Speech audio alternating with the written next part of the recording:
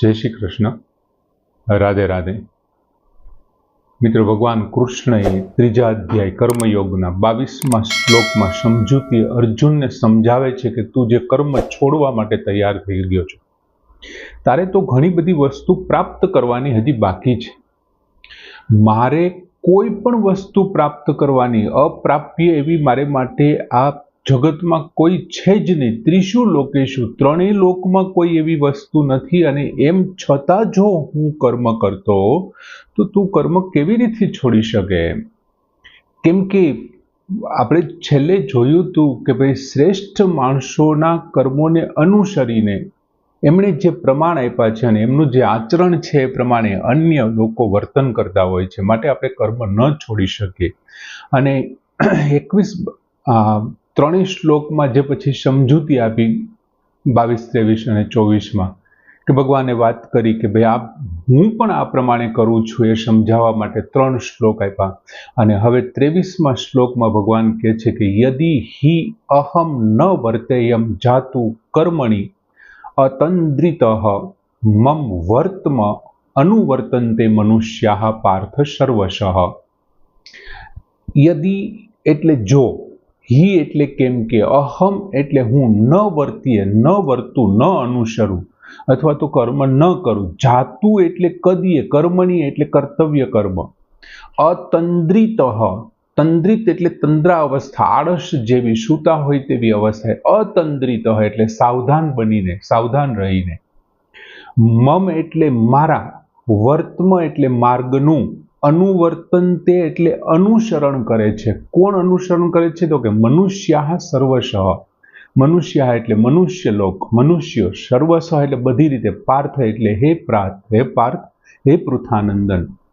ભગવાન કહે છે કે હે પાર્થ, યદિ હિ અહમ, હિ એટલે કેમ કે, હે પાર્થ, યદિ એટલે જો, અહમ એટલે હું, હે પૃથાનંદન અર્જુન જો, કેમ કે હે પૃથાનંદન અર્જુન જો હું મારા કર્તવ્યનું અથવા કર્તવ્ય કર્મનું સાવધાન બનીને વર્તન ન કરું, જાતું એટલે કદી પણ ન કરું, તો મનુષ્યાઃ સર્વશઃ બધા મનુષ્ય લોકો બધી રીતે મમ વર્તમ અનુવર્તતે મારા માર્ગને અનુસરનારા છે અથવા અનુસરે છે। હવે જો હું મારા કર્તવ્યનું પાલન ન કરું તો શું નુકસાન જવાનું છે ને એ ભગવાન આ શ્લોકમાં સમજાવે છે। પહેલા શ્લોકની અંદર ભગવાને વાત કરી અને હવે આ બીજા શ્લોકમાં જો કર્તવ્યનું પાલન ન થાય, હું કર્તવ્ય ન કરું તો શું થશે એ સમજૂતી આપે છે। અહીં ભગવાન વાત કરે, પહેલા શ્લોકમાં વર્ત એવ ચ કર્મણિ એવો શબ્દ આપ્યો હતો, હું વર્તન કરું છું, મારે માટે કોઈ પણ વસ્તુ અપ્રાપ્ય છે જ નહીં। મારે માટે ભગવાને તો ત્યાં સુધી કીધું હતું કે જેને પોતાની રીતે જ રતિ, પ્રીતિ અને સંતુષ્ટિ થઈ જાય છે એવા મહાપુરુષોને માટે પણ કોઈ કર્તવ્ય બાકી નથી રહેતું। જો મહાપુરુષો માટે બાકી ન રહેતું હોય તો ભગવાન માટે તો ક્યાંથી રહેવાનું બાકી? એમ છતાં ભગવાને આગળના શ્લોકમાં એવું કીધું કે વર્ત એવ ચ કર્મણિ, એમ છતાં હું કર્તવ્ય કર્મમાં વર્તું છું અથવા કર્તવ્ય કર્મનું પાલન કરું છું।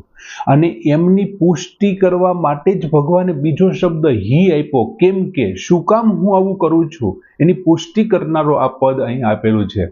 હવે એ કોઈ દિવસ શક્ય જ નથી। અહીં ભગવાને એમ કીધું જાતું, કદીએ, જાતું શબ્દ એટલે કદી, ક્યારેય પણ એવું ક્યારેય બને જ નહીં કે ભગવાન પોતાના કર્તવ્યને છોડે, એ કોઈ દિવસ છોડે જ નહીં।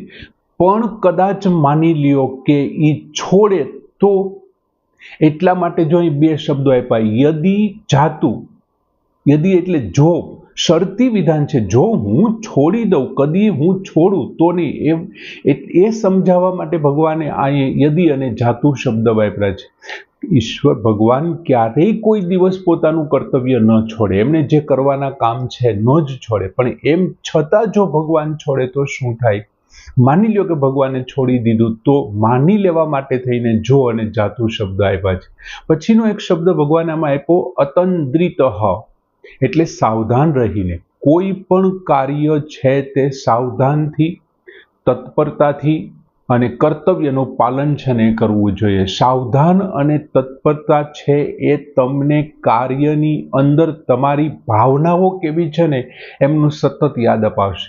જો તમે સાવધાન મનથી કોઈ કર્મ કરતા હશો, સાવધાન રહીને, ઘણી વખત આપણે કથાઓની અંદર પણ સાંભળ્યું હોય, વ્યાસપીઠ ઉપર બેઠેલા મહારાજ બોલતા હોય કે સાવધાન થઈને સાંભળો.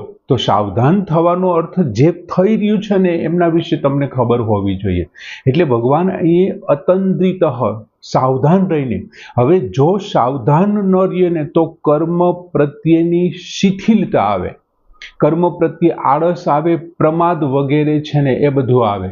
અને સાવધાનીથી છે ને આ બધું નહીં આવે. તમે જો સતત કર્મ પ્રત્યે સાવધાન હશો ને તો આળસ, પ્રમાદ, આ જે તામસી સુખ છે ને એ તમારી અંદર નહીં આવે. ને જો આળસ છે, શિથિલતા છે, આ પ્રમાદ છે, એ બધું જો તમારા કર્મની અંદર ભળી જશે ને તો જીવન નષ્ટ થઈ જાય, જીવન જીવવા જેવું ન રહે.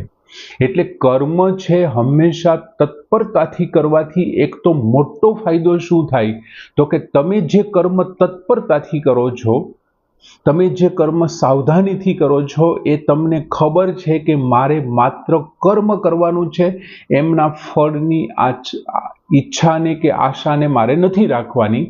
એટલે ફળેચ્છા વિના કર્મ કરો છો અને ક્યારેય તમે ફળેચ્છામાં ફસાઈ ન જાઓ એટલા માટે ભગવાન કહે છે સાવધાન રહીને હું કર્મ ન કરું. તો એવા માટે કદાચ ભગવાને આવો શબ્દ આવ્યો.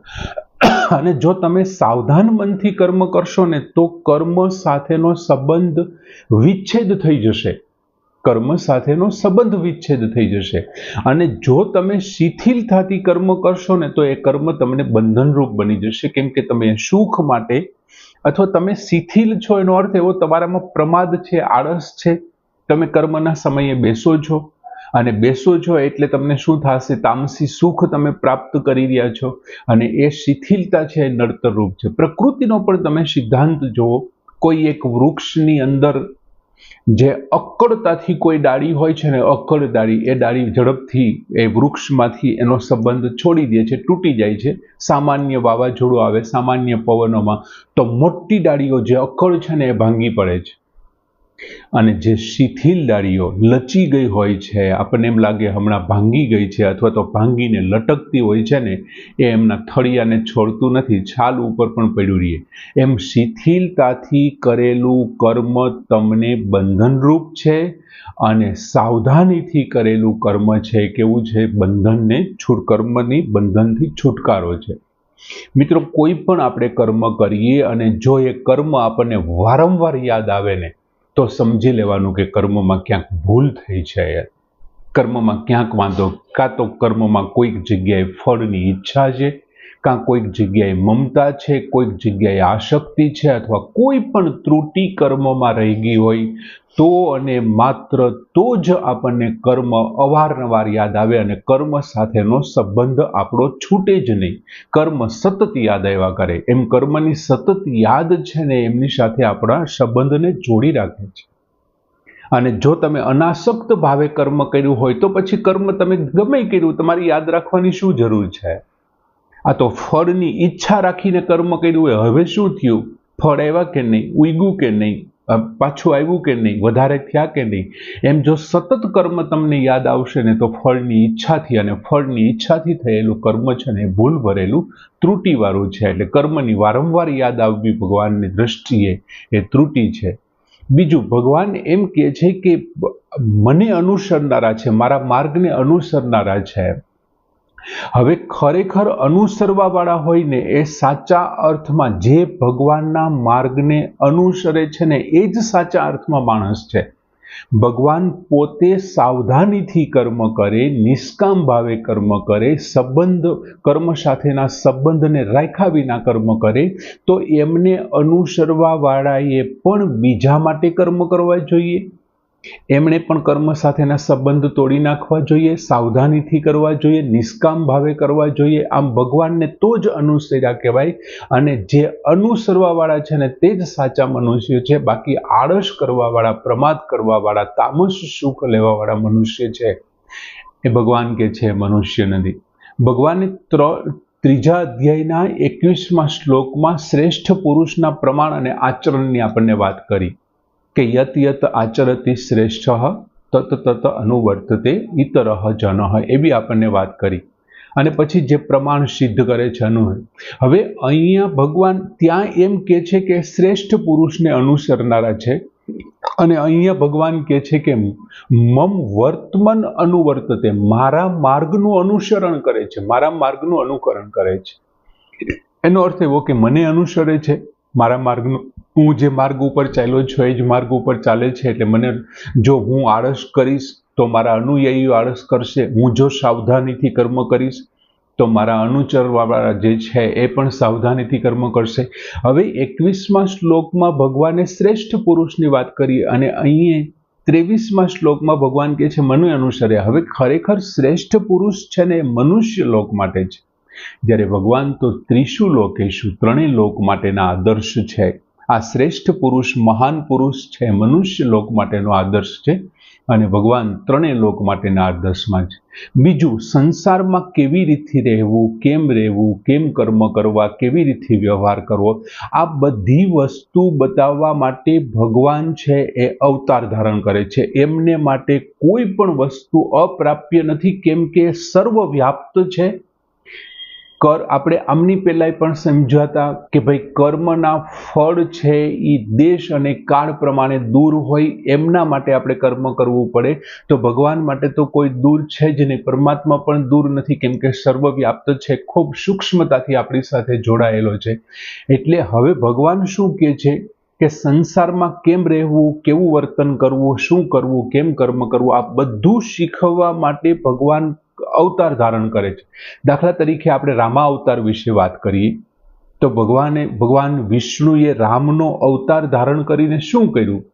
દરેક પ્રકારના કર્મો કેમ કરવા, બીજા માટે કર્મો કેમ કરવા, પછી એ પિતા હોય, માતા હોય, પત્ની હોય, ભાઈ હોય, પ્રજા હોય, જંગલમાં રહેતો કોઈ ગોહ રાજા હોય કે પછી કેવટ હોય, દરેક વ્યક્તિ માટે, પક્ષીઓમાં ગીધ હોય, વાનરોમાં પછી કોઈ બીજા હોય, સુગ્રીવ હોય, વાલી હોય.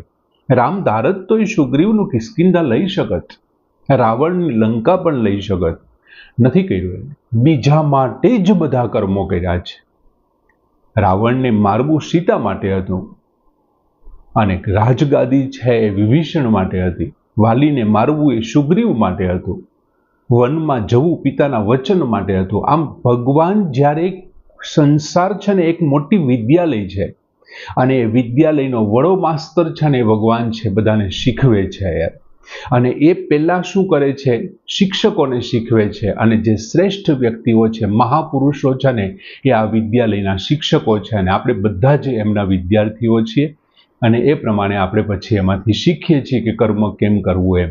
આમ ભગવાન રામનો અવતાર છે ને એ આપણને શીખવવા માટે છે, એમ કૃષ્ણ અવતાર પણ આપણને શીખવે છે કે સંસાર આ બહુ મોટી વિદ્યાલય છે, માટે બીજા માટે કેમ કર્મ કરવું, અને બીજાને કેવી રીતે શીખવવું, કે બીજા એમને કેવી રીતે અનુસરે, એ બાબત એ શીખવે છે. એટલે ભગવાન કહે છે આ મારા બધા અનુયાયી છે, મારા માર્ગને અનુસરે છે. હવે દરેક જે આપણા આ શરીર સાથેના સગા છે, માતા પિતા, ભાઈ ભાભી, બેન, પુત્ર, પત્ની, આ તે બધા, એ બધા લોકોએ શું કરે છે કે પોતપોતાના કર્તવ્યનું પાલન કરવું જોઈએ, અને એકાબીજાના કલ્યાણ માટે એકાબીજાએ પ્રવૃત્તિ કરવી જોઈએ. માત્ર પોતાના કલ્યાણ માટે પ્રવૃત્તિ કરવાની નથી. એ જ્યારે બીજાના માટે પ્રવૃત્તિ કરશે ને એટલે કર્મના બંધનમાંથી છૂટી જશે, એ અતંદ્રિત થઈ જશે. એ સાવધાનતાથી પૂર્વક કર્મ કરશે એટલે કર્મના બંધનમાંથી છૂટી જશે ને એનું કલ્યાણ થશે, પરમ ગતિને પ્રાપ્ત કરશે. આમ ભગવાન પોતે પણ કહે છે મારે માટે કોઈ પણ વસ્તુ અપ્રાપ્ય ન હોવા છતાં હું આ કર્મ કરી રહ્યો છું, એમ તારે પણ આ કર્મ કરવું જોઈએ. અને આમ સરસ મજાનો શ્લોક કે યદિ હિ અહમ ન વર્તે જાતુ કર્મણી અતંદ્રિત વર્તમનો અનુવર્તન્તે મનુષ્યા પાર્થ સર્વસ્વ. પૂર્ણ કરીએ છીએ. જય શ્રી કૃષ્ણ.